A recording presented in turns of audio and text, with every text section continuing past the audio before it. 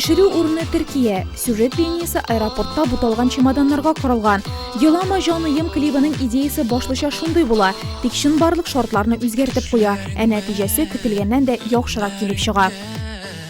Хатыным Альфира белән без киттек Турцияга төшерергә. Анда шундый момент бар, без чемоданнар белән буталабыз. Башта инде бу ситуация алай булырга тиеш түгел, без аэропортка килеп җиткәч, Турцияга шунда безне бутыйлар шул аэропортта бутыйлар шушы багажный отделда.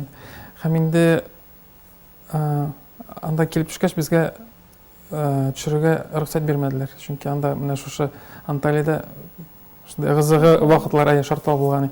Шуңа күрә без инде клипны төшереп бетергәч Турциядә шушы өлеш кенә калган.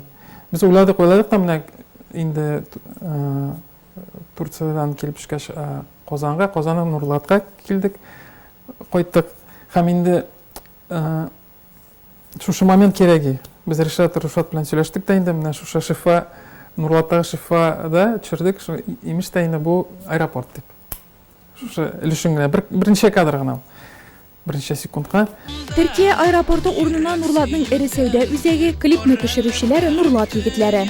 Булат Җиһаншинның бүгенге көндә 5 клибы бар. Аларда тормыш иптәше Нурлат кызы Әлфирә дә төшкәли икән. Киләчәктә Нурлат туганнарында клип йолдызлары итү теләге дә юк түгел. Монда кайтабыз без менә шушы Кократау авылына. Һәм инде анда бабай, әби алар мине безне бик көтеп алалар, мунчалар әзер. Мин мунчаны бик яратам. Туйга әзерләгән сыман өстәлләр булайын һәрвакыт. Зур рәхмәт әйтәсем килә әби белән бабайга. Мин үзем итләр бик яратмыйм.